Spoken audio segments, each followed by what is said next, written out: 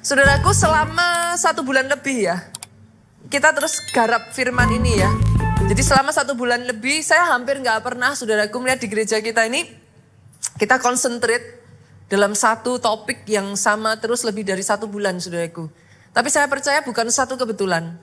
Healthy soul, jiwa yang sehat ini, saudaraku. Karena memang saya melihat selama masa pandemi ya, ada sangat banyak loh yang jiwanya tuh terpengaruh.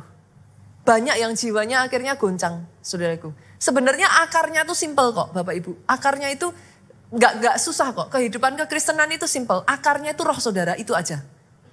Roh saudara goncang, jiwa saudara pasti kena. Sesederhana itu. Tapi karena dulu sebelum pandemi, saudara itu terus tiap minggu diisikan. At least lah seminggu sekali saudara diisi firman, kan? Sebenarnya harapannya itu adalah sama seperti tubuh kita, ini cerminan roh. Saudara sehari makan 3 kali kan? Jasmani saudara. Exactly the same. Jadi kalau ada orang tanya sama saya, Pastor, sampai kapan saya baca Alkitab? Perkataanku itu makanan, kata firman Tuhan. Ya seumur hidup saudara baca Alkitab. Sampai kapan saudara makan? Jasmani saudara. Seumur hidup saudara makan. Nah, kalau saudara kasih roh saudara makan setiap hari, bukan seminggu sekali loh ya saudaraku. Setiap hari roh saudara itu kuat. Jiwa dan tubuh itu ada nahkodanya. Jadi disetir saudara sama roh. Itu sebabnya saudara kokoh. Mau ada masalah, mau ada apapun saudara kokoh. Di masa pandemi banyak yang akhirnya karena kita nggak bisa ibadah secara onsite, Bapak Ibu. Diakui tidak diakui, onsite dan online itu udah pasti beda. Online boleh nggak, Pastor? Oh boleh. Lah memang kalau kondisinya nggak memungkinkan, daripada tidak lebih baik saudara online kan gitu. Tapi begitu memungkinkan onsite harus saudaraku. Dari sinilah saudara diisi. Dengan catatan tadi ya saudaraku ya. Tiap harinya jalan ya. Lah kalau tiap harinya udah gak jalan, yang mingguan juga gak jalan ya habis saudara. Jangan heran itu sebabnya selama masa pandemi jiwanya kena. Karena rohnya udah gak kuat gitu. Nyeret ke jiwa. Jiwanya juga gak kuat. Habis. Kenanya tubuh. Tubuh itu apa saudaraku? Tubuh itu ya sudah, saudara akan dikendalikan oleh istilahnya itu insting ininya tubuh gitu saudaraku. Nah akhirnya yang saudara lihat banyak kehidupan hancur di masa pandemi kemarin. Doa saya ya, firman Tuhan 1,5 bulan ini ya saudaraku. Nanti sebentar lagi kita masuk KKR 10 hari. Itu waktunya saudaraku, saudara pastikan. Kalau saudara bisa datang 10 hari, datang terus. Pastor ngapain? Loh, yes. Minggu lalu firman nyampaikan sudah. Tabung iman. Tabung pengurapan. Di masa-masa sukar itu akan menyelamatkan saudara. Pastor, bukankah saya setiap hari hidup diurapi? Betul saudaraku. Bukankah Roh Kudus ada di dalam saya? Betul. Tetapi sama-sama urapan itu ada thickness-nya itu loh saudara. Ketebalannya gitu. Ada levelnya. Sama, saudara makan aja lah. Sama-sama makan itu kan ada ketebalan gizinya tuh. Nah, itu bedanya. Makanya kenapa saudara harus nabung? Karena ada momen-momen dalam kehidupan saudara, perjuangan tertentu, itu butuh thickness. Enggak bisa, saudara hanya sekedar makanannya, ini tuh enggak bisa, saudara. Itu sebabnya orang yang olahragawan itu kadang proteinnya dikencengin kan, saudara.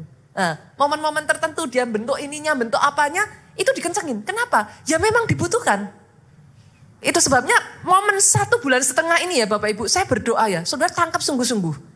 Doa saya ya, semua jiwa yang luka, sayap yang luka dipulihkan. Benar-benar, jiwa itu terdiri dari apa? Saudaraku, pikiran, hati, kehendak. Itu jiwa. Pulihkan. Hari ini saya akan menyentuh area pikiran, saudara. Gantian ya, saya akan menyentuh di area pikiran.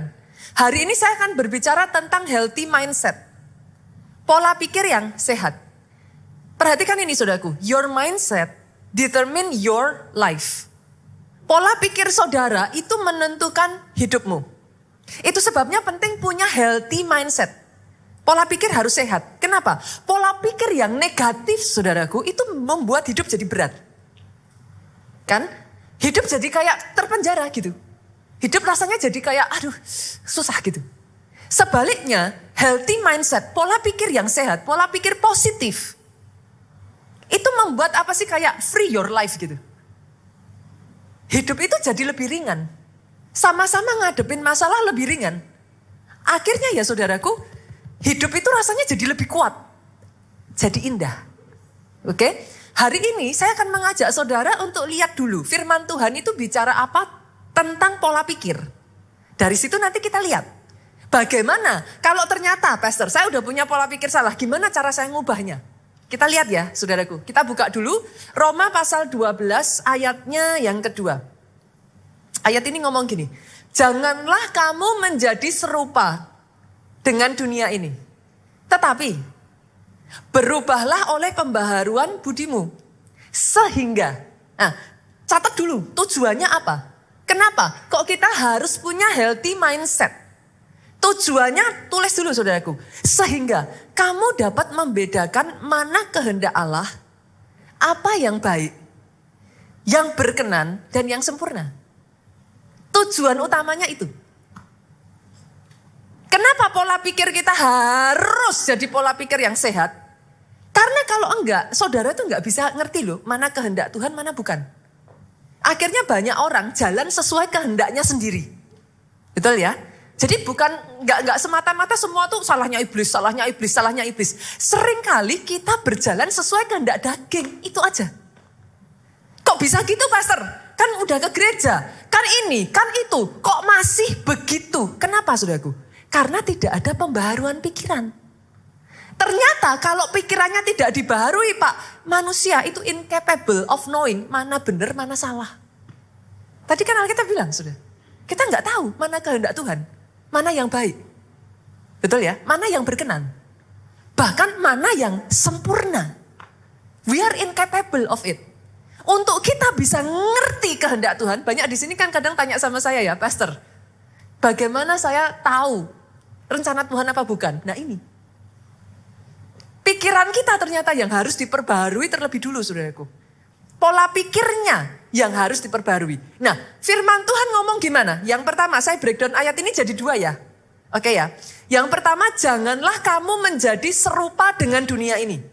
Artinya gimana? Jangan kita punya pola pikir yang sama dengan pola pikirnya dunia. Saya ulang lagi ya saudaraku. Jangan sampai anak-anak Tuhan pola pikirnya duniawi. Sepakat sampai di sini saudaraku? Pola pikir dunia itu kayak apa pastor? Firman Tuhan tuh ngomong gini saudaraku. Jalanku bukan jalanmu.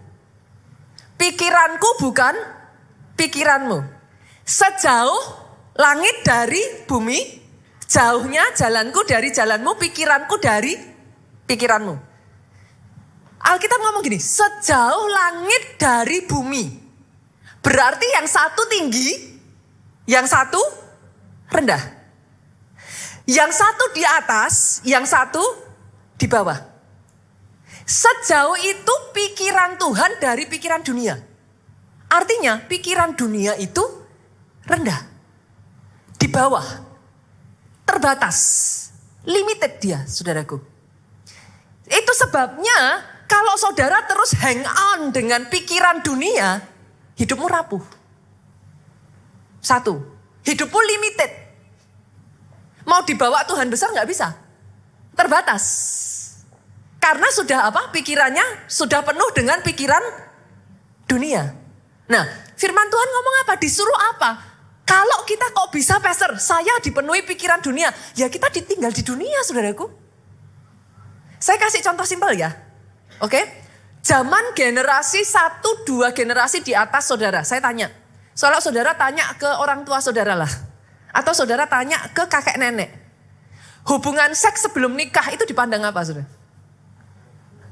Tabu, aib, betul? Tapi anak-anak muda sekarang, saudara tanya anak-anak muda, nggak cool. Kalau nggak hubungan seks sebelum nikah itu nggak cool, loh kok bisa? Perubahan itu terjadi kenapa? Karena lihat terus, yang dunia itu masuk. Akhirnya kita dibawa pada sampai di satu titik. Enggak apa-apa. Kayaknya memang zaman sekarang kayak gitu udah biasa. Bisa ngelihat nggak saudaraku?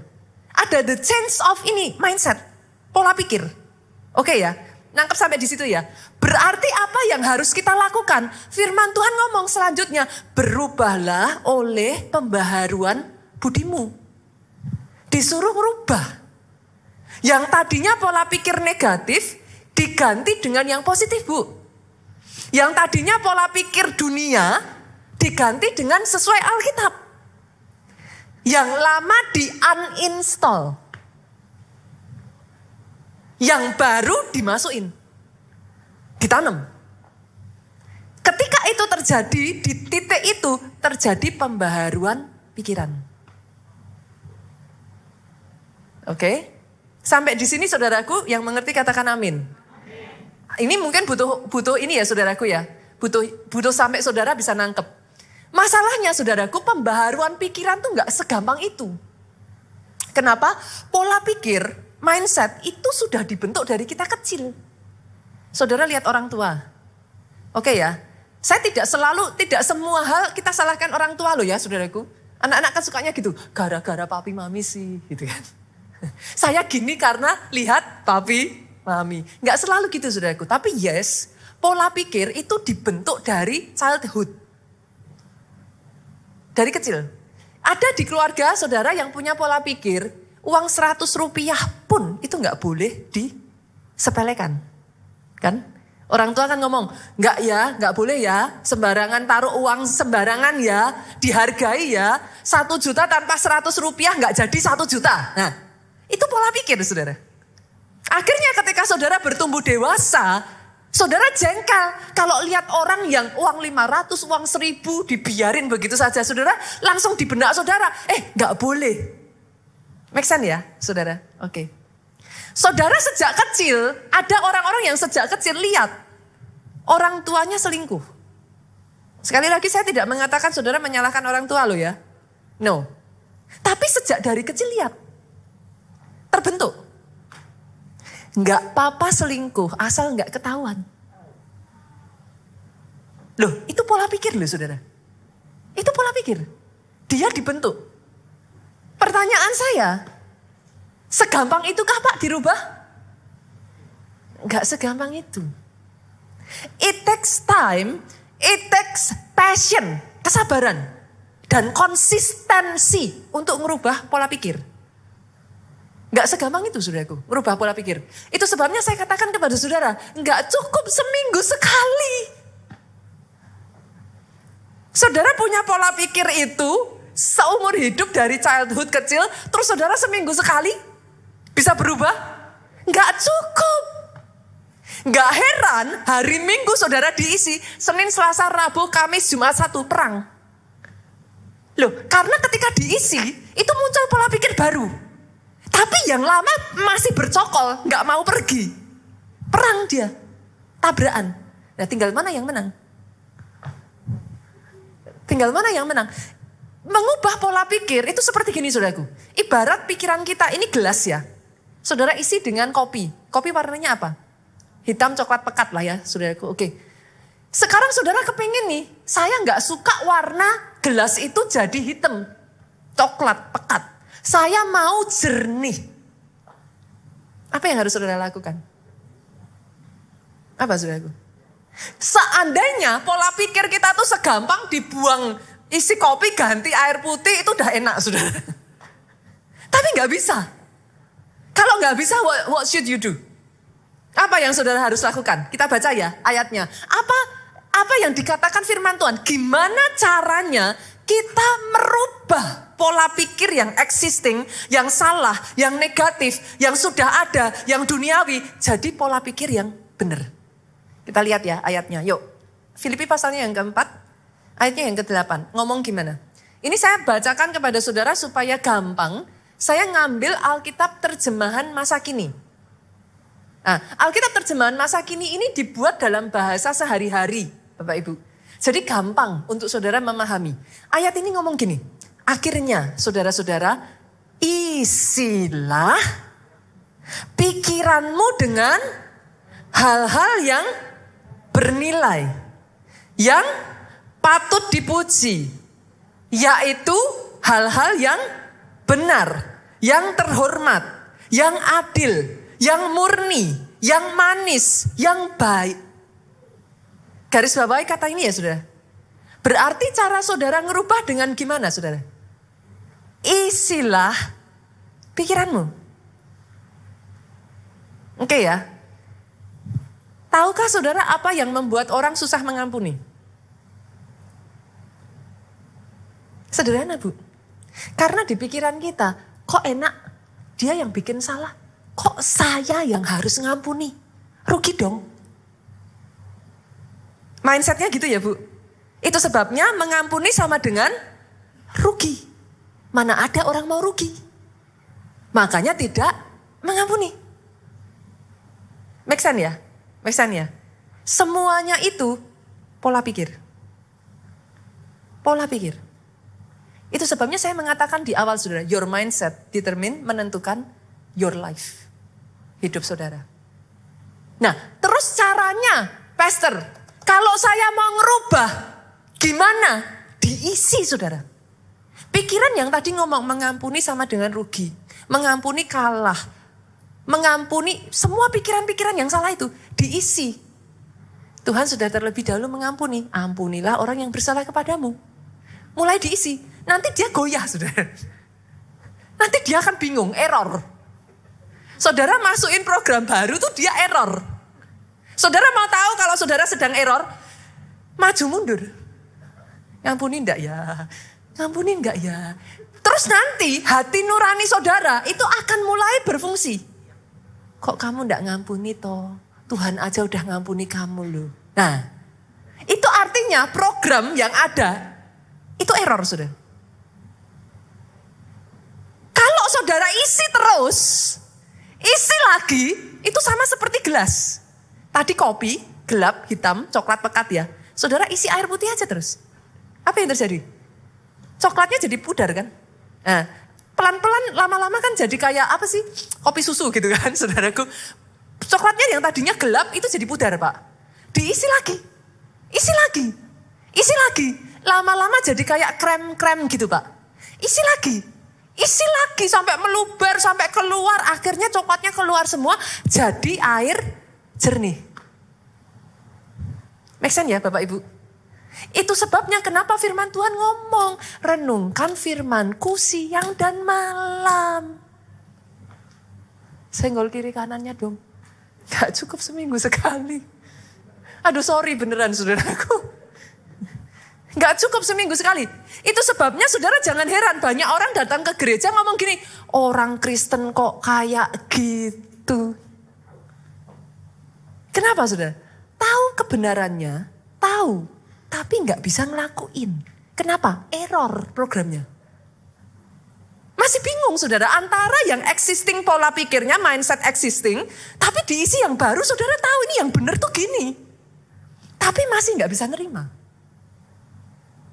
Akhirnya tindakan dengan pikiran dan hati itu beda semua. Kacau saudaraku.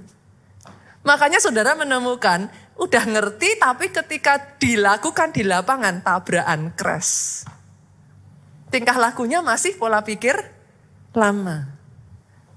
Gak ada cara lain. Isi terus. Doa saya ya di tempat ini ya saudaraku. Ada orang-orang yang sungguh-sungguh benar-benar renungkan firman itu. Siang dan malam. Siang dan malam. Siang dan malam. Isi lagi. Isi terus. Isi lagi. Isi terus. Sampai di titik apa saudara? Jalan Tuhan jadi jalan kita. Pikiran Tuhan jadi pikiran kita. Di saat itu saudara gak akan bingung lagi mana kehendak Tuhan. Apa yang baik, apa yang berkenan, apa yang sempurna. Saudara gak bingung. Make sense? Make sense ya? Boleh ya? Oke. Berikutnya, saya ingin mengajak saudara untuk, apa yang harus diinstal, Pastor? Banyak saudaraku. Banyak. Karena dari dunia ini aja ya saudara, kita itu udah sangat banyak pola pikir dunia. Saudara mungkin gak sadar ya. Sangat banyak pola pikir dunia mempengaruhi kita loh. Sesederhana, bumi itu bulat. Dunia akan terus berputar. Menurut saudara itu alkitabiah gak saudara? Terdengar benar nggak? Benar. Loh, terdengar benar, itu yang saudara dengar terus kan? Ada kalanya kita di atas, ada kalanya kita di bawah. Tapi firman Tuhan ngomong, kamu akan terus naik dan tidak turun. Kamu akan jadi kepala dan bukan ekor. Error kan? Jujur, ketika saudara dengar ini, nolak nggak? Nolak. Nolak.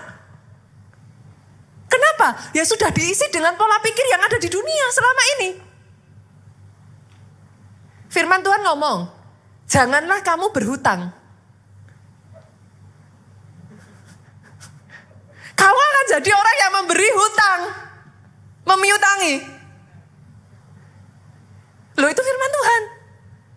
Nolak gak saudara? Nah, tapi kan pastor, mana bisa pastor?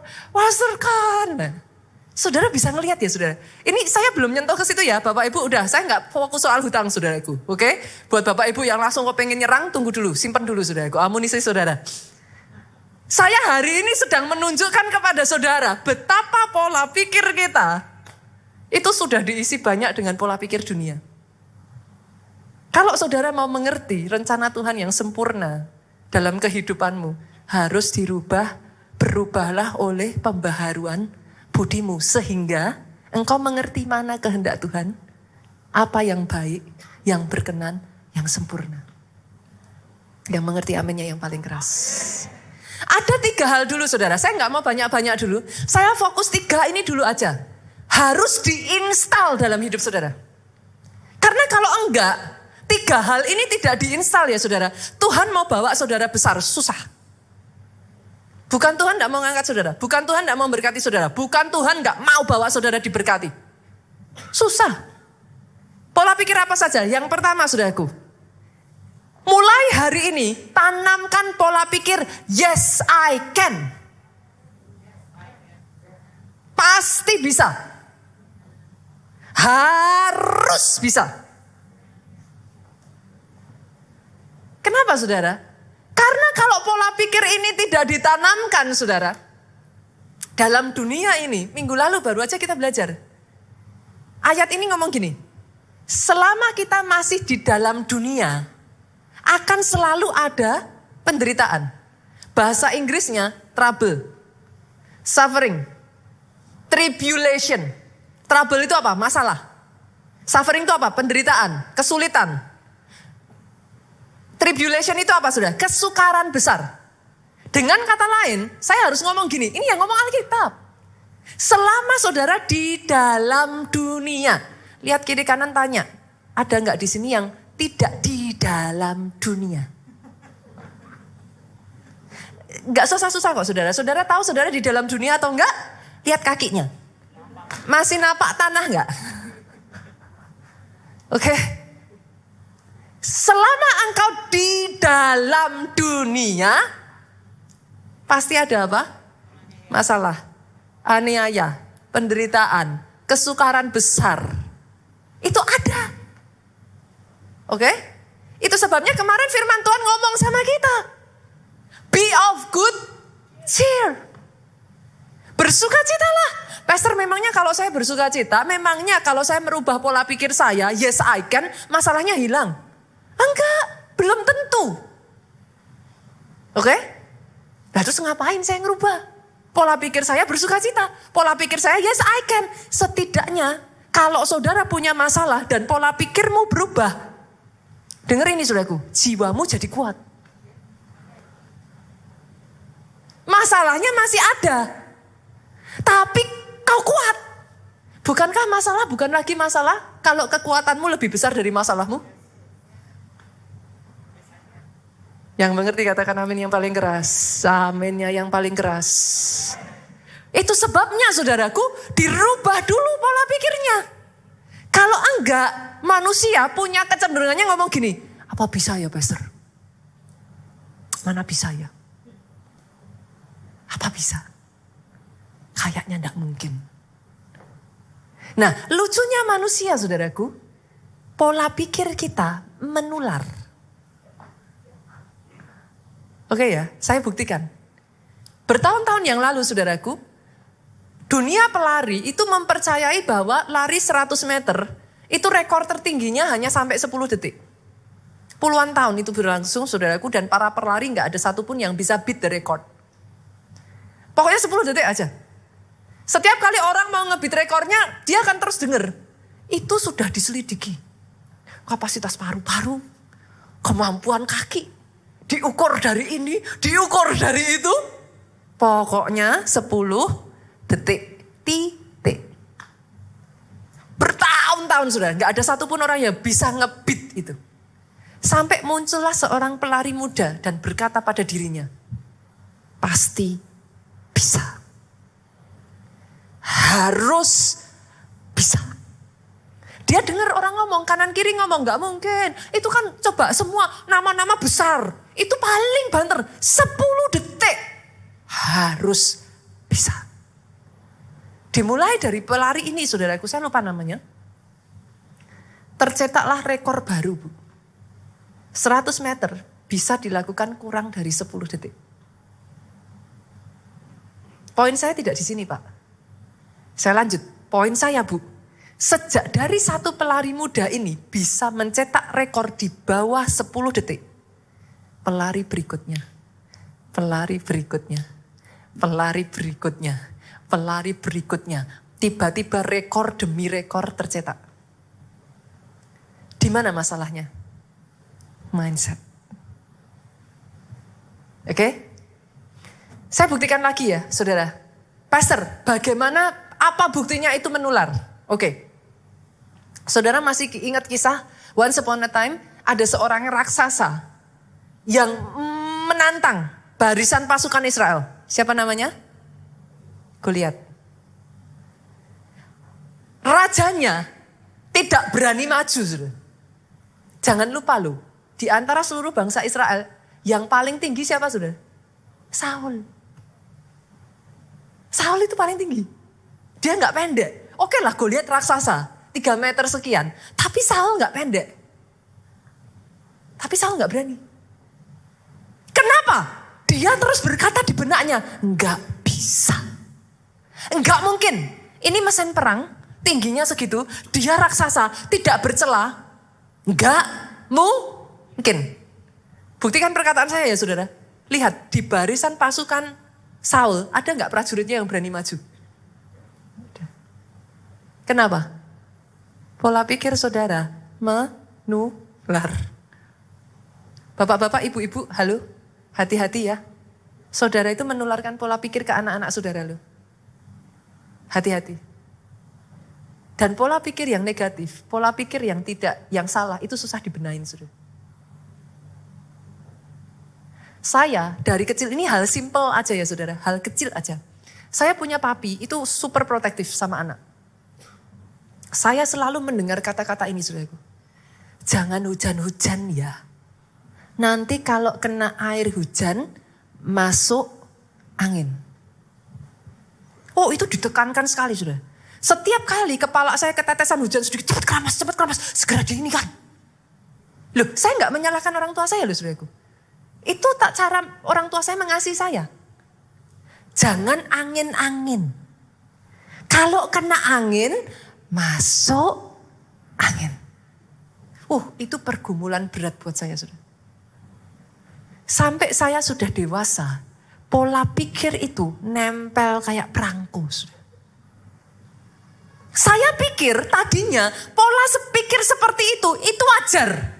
Sampai satu hari saya melihat suami dan mertua saya saudara. Kami pergi ke pantai saudara. Berdiri di atas pasir saudaraku. Saudara tahu lah angin di pantai itu kayak apa kan.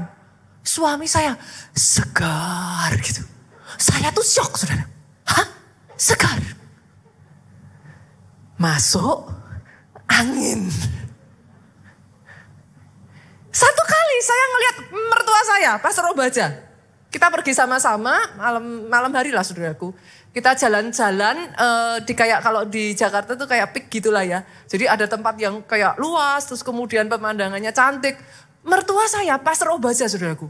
Berdiri saudaraku dan dia buka lebar-lebar tangannya. segar. Langsung di sini saya, saudara. Masuk angin. Itu pertentangannya gak gampang loh, saudara. Saudara bisa mengerti, itu hal kecil. Saya tuh disembuhkan. Saudara tahu cara Tuhan sembuhkan saya. Di Afrika, kami sepanjang hari duduk. Ini ada beberapa yang pernah ikut. Kipas anginnya itu gedenya, saudaraku. Dari sini sampai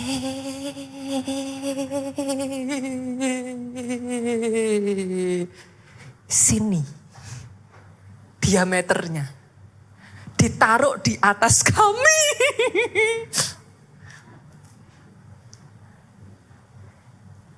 Saya selalu punya pola pikir. Kalau keringetan, kena angin, masuk. Saya selama di Afrika sekian hari, kami mencoba pindah tempat duduk di sini, pindah tempat duduk di sana, pindah tempat duduk dimanapun. Wah, itu kipas angin maha dahsyat, saudaraku. Tidak satu pun tempat yang tidak dilewatinya. Di benak saya, masuk.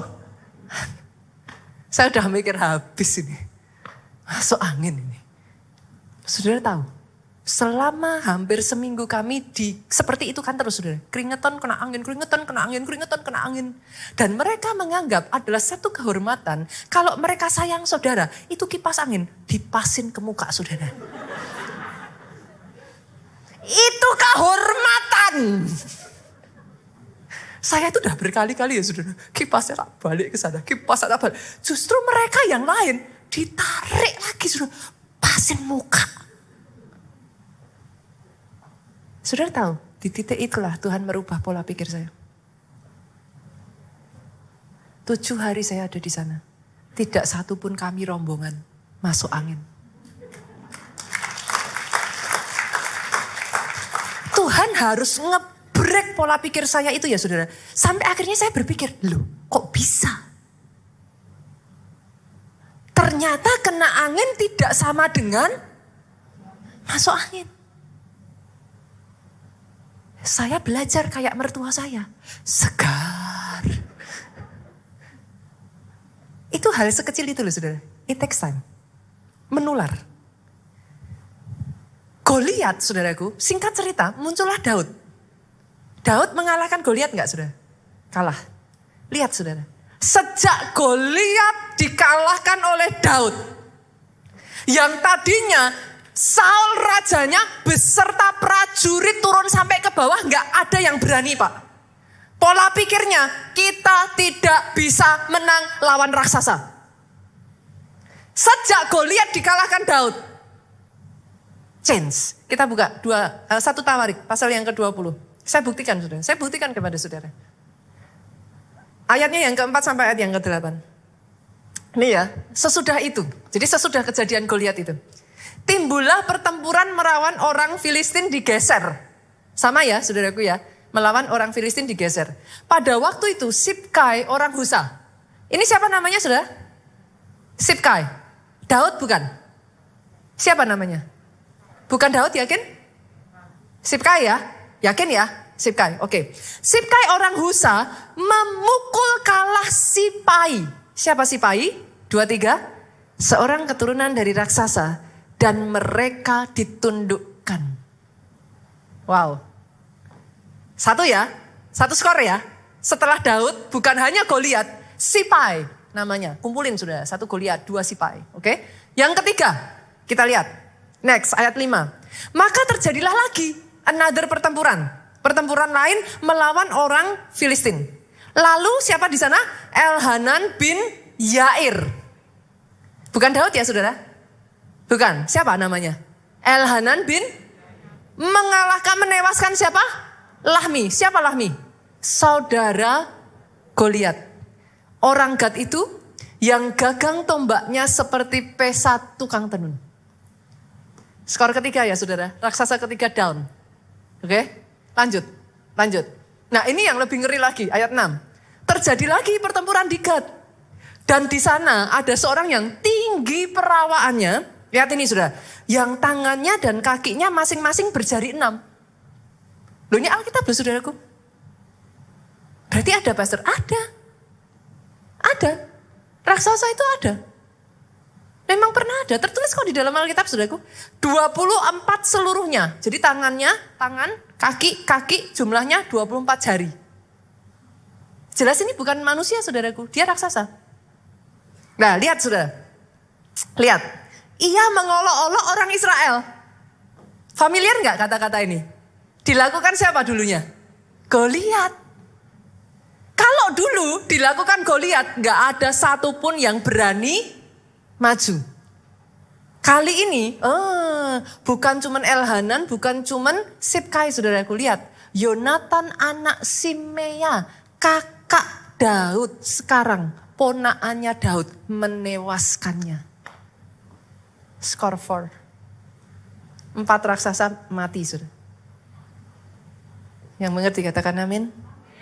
Doa saya ya saudaraku, hari ini saudara bisa melihat. Yes, I can. Pasti bisa. Ayat terakhir, orang-orang ini termasuk keturunan raksasa di Gad. Mereka tewas oleh tangan Daud dan oleh tangan orang-orangnya. Izinkan saya mengatakan ini. Nenek moyangmu, giant slayer. Saudara punya leluhur, nenek moyang saudara itu pembunuh raksasa. Pasti bisa. Harus bisa. Pastor, apakah pastor ngayem-ngayem hati? Orang Jawa bilang ngayem-ngayem, saudara. Apa ngayem-ngayem itu? Apa? Nenangin hati gitu, Bu? Enggak, saudara. Ketika saya berkata yes I can, saya punya dasar firman. Pastor, apakah pastor arogan? Kok bilang yes I can terus? No. Sorry saudaraku, enggak. Saya berdiri di atas dasar firman. Apa dasarnya? Yuk kita buka. Filipi pasal yang keempat ayat 13. Ini harusnya orang Kristen hafal dong. Apa?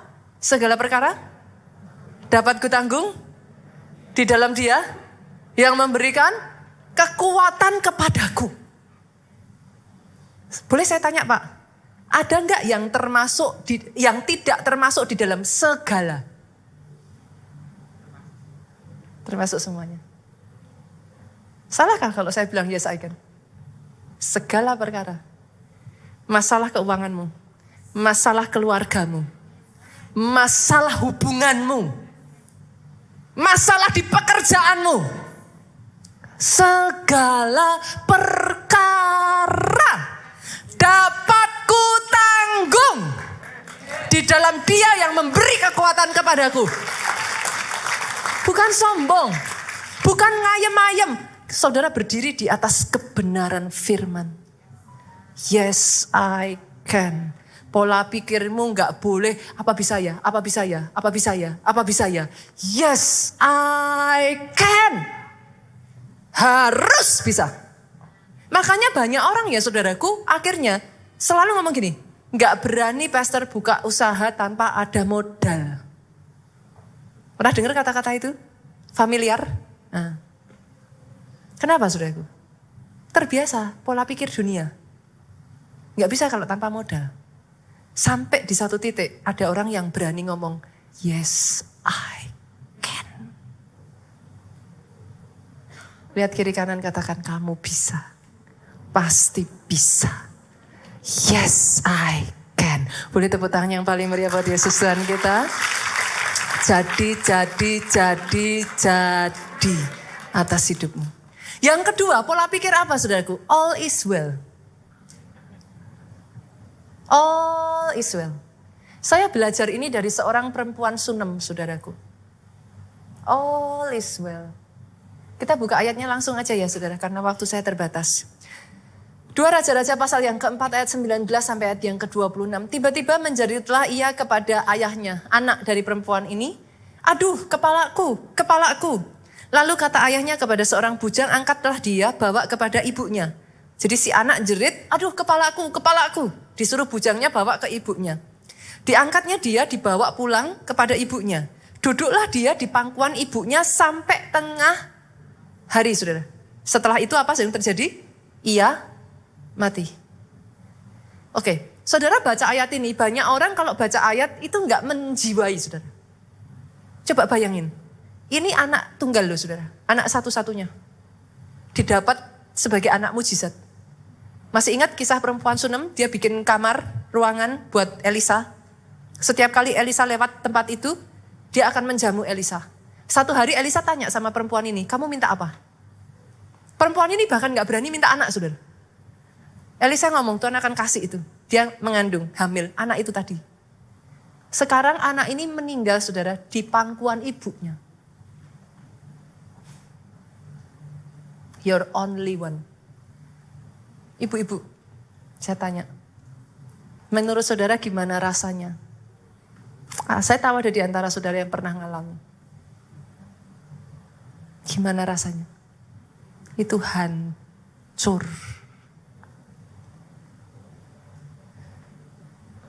Gak bisa dideskripsikan, saudara. Saya baca ayat ini ya, saya gak habis pikir. Setelah itu terjadi, lihat apa yang dilakukan wanita ini. Naiklah perempuan itu, dibaringkannya dia di atas tempat tidur Elisa. Abdi Allah itu. Ditutupnya pintu, dia pergi sehingga anak itu saja di dalam kamar. Anak itu sendirian, dia sudah meninggal. Sesudah itu ia memanggil suaminya serta berkata, suruh kepadaku salah seorang bujang dengan membawa seekor keledai betina. Aku mau pergi dengan segera kepada abdi Allah itu dan akan terus pulang. Berkata suaminya, ngomong dong, mengapakah kamu pada hari ini engkau hendak pergi kepadanya? Kondisi kayak gitu loh. Kenapa? Padahal sekarang bukan bulan baru, bukan hari sabat. Apa jawab perempuan itu, saudaraku? Apa jawab perempuan itu? Coba tempatkan saudaraku pada posisi seorang yang sedang kehilangan anak. Satu-satunya. Didapat sebagai anak mujizat. Iman seperti apa yang dimiliki perempuan ini, saudara? Dia ngomong sama suaminya, don't you worry, don't be afraid. Saya lanjutkan ya, saudara.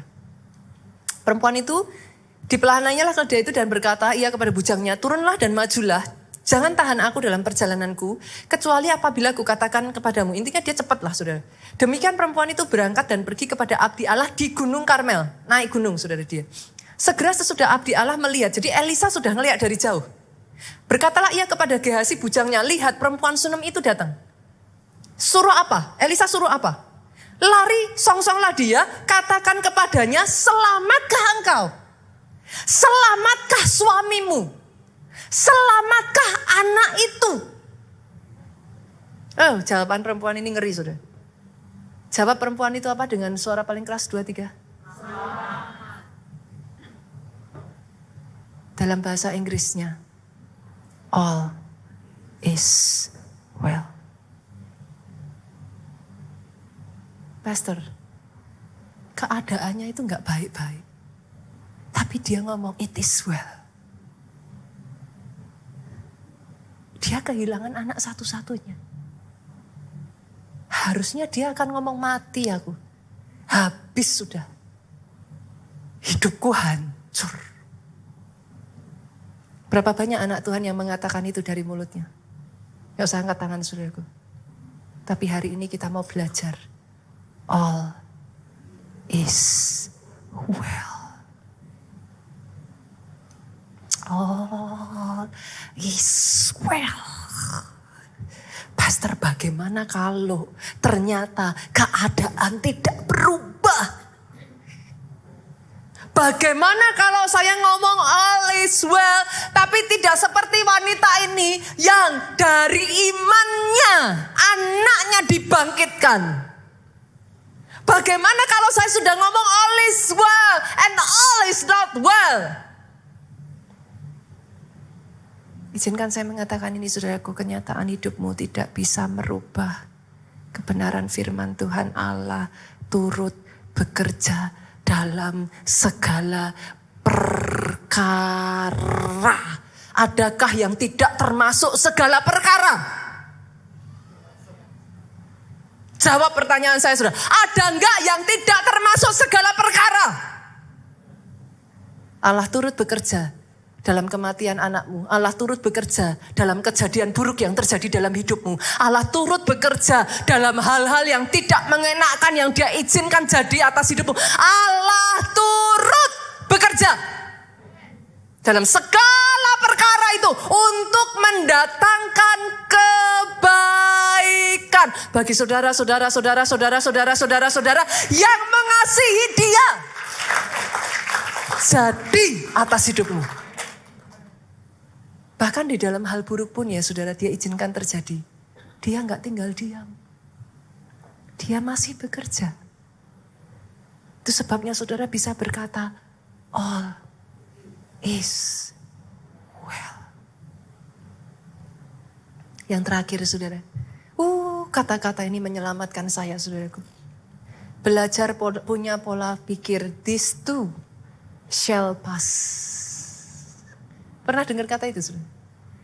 This too shall pass. Dalam terjemahan bahasa Indonesianya apa saudara? Badai pasti berlalu. Kata-kata ini menyelamatkan saya saudara. Pada saat saya mengandung anak saya yang ketiga Jin, usia saya itu sudah mendekati angka kepala 4 saudaraku. Sangat beda dengan ketika saya mengandung anak pertama. Kebanyakan ibu-ibu yang hamil itu biasanya morning sickness 3 bulan lah ya. 2-3 bulan lah. Pada saat saya mengandung Jin itu ya saudaraku, saya itu muntah-muntah tuh sampai 8 bulan. Bukan cuma morning sickness, pagi, siang, sore. Itu 8 bulan isinya seperti itu, Bapak Ibu. Sampai akhirnya lahirlah Jin. Buat saya memperjuangkan Jin menjadi anak ASI itu tidak gampang, saudara. Saya benar-benar fight so hard. Kadangkala sudah berjuang, kita benar ke ASI, kita pompa, kita apa segala macam, saudaraku. Sudah sampai 1 jam dapat juga cuman seberapa. Kadang malam hari sampai udah air mata nangis ya saudara, rasanya udah kayak nggak kuat gitu. Rasanya udah benar-benar kayak Tuhan, gimana gitu.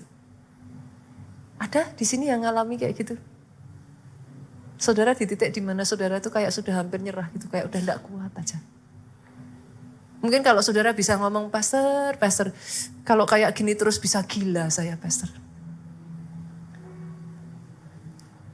Saya belajar dari seorang yang mengalami kecelakaan dalam hidupnya saudaraku sampai dia kehilangan kaki dan tangannya. Pada saat dia bangun saudara, dia merasa dunianya runtuh. Sampai dia belajar satu perkataan ini. This too shall pass. Dia lalui hari demi harinya saudaraku. Setiap kali dia tidak tahu bagaimana cara memberi makan dirinya. Setiap kali dia tidak tahu berjalan aja harus bergantung sama orang lain. Dia berkata, this too shall pass. Momen itu saya diajarkan Tuhan saudara. Jangan makan semua masalah saudara seperti makan satu gajah besar saudara. Saya belajar. Makan dulu ekornya. Paling kecil kan saudara. Makan dulu ekornya. Pelan-pelan potong telinganya. Pelan-pelan makan satu demi satu. Sadari satu hal saudara. Tidak ada satupun di dunia ini penderitaan, krisis, masalah yang tidak berlalu. Oke? Tahun 98 yang membuat kurs dolar dari 2.000-2.500 naik ke 12,5-15.000 pun berlalu enggak saudara? Coba lihat kiri kanan, kau masih hidup? Engkau masih kondisimu baik adanya? You are well? Pandemi kemarin ada sebagian dari saudara yang merasa sampai kapan selesainya gitu kan? Berlalu enggak? Berlalu. Bahkan 7 tahun masa kelaparan di zaman Yusuf. Itu masa yang berat. Pandemi 3 tahun doang loh saudara. Ini 7 tahun kebayang enggak kayak apa? Itu pun berlalu loh. And here you are. Strong. Standing strong. this too shall pass. Saudara, mau lari gimana caranya lari? Alkitab sudah ngomong, selama engkau ada di dalam dunia ini ada masalah. Ada tribulation, kesukaran besar. Trouble, suffering. Mau lari kemana sih Pak? Harus dihadapin kok. Ada yang masalah muncul karena kebodohan saudara sendiri. Banyak loh saudaraku. Banyak masalah itu muncul bukan iblis, bukan siapapun. Ya your foolishness gitu. Kita punya kebodohan. Ada masalah yang muncul dari orang yang benci kepada saudara. Semakin saudara diangkat naik, memangnya banyak orang bersuka cita bersama saudara. Halo, sorry saudaraku. Makin banyak yang iri. Saudara minta diangkat Tuhan naik. Siap nggak ketika di atas? Karena di atas kadang-kala tidak seperti yang saudara pikirkan loh. Semakin susah cari sahabat saudaraku. Mana yang bersahabat hanya karena just because they want whatever you have. Semakin susah dapat orang-orang yang memang mengasihi saudara sebagaimana apa adanya saudara gitu. That's life. Jangan lari. Lari tidak akan membuat saudara menyelesaikan masalah juga anyway. Tapi hari ini belajar. Boleh di dalam dunia ada masalah. Masalah itu harus membuat kita semakin kuat. Next time the other problem comes, you are stronger. Next time the other problem comes again, you are even stronger than before. Jangan menyerah. Menyerah tidak akan membuat masalah hilang anyway. Yuk kuat-kuatan aja yuk. Yuk. Pastor, buat apa saya melakukan semuanya ini? Supaya engkau mengerti kehendak Allah. Diperbarui pikiran kita. Kita tahu mana yang baik, mana yang berkenan, mana yang sempurna. Jadi next time saudara gak bingung lagi. Engkau tahu engkau berjalan di jalannya Tuhan. Dan selama kita hidup sampai nanti kita pulangnya saudara. Kita mempermuliakan nama Tuhan. Oke? Keluarga Allah, boleh ya? Angkat kedua tanganmu saudaraku. Sejak dari hari ini saya perkatakan atas hidupmu, diberkatilah engkau oleh saudara. Amin. Diberkati keluargamu oleh Tuhan. Amin. Sehat badanmu. Amin. Baik jiwamu. Amin. Kuat rohmu. Amin. Panjang umurmu saudara. Seumur hidupmu, lidah bibirmu ini tidak berhenti menceritakan, menyaksikan betapa baiknya, dahsyatnya, hebatnya, ajaibnya Tuhan itu. Pulang saudaraku dengan membawa sukacita, damai, sejahtera Allah Bapa, cinta kasih Yesus Kristus, persekutuan di dalam rohnya yang kudus. Roh Kudus sekarang sampai selama-lamanya engkau yang diurapi, diberkati. Katakan dengan suara yang paling keras. Amin, amin, amin.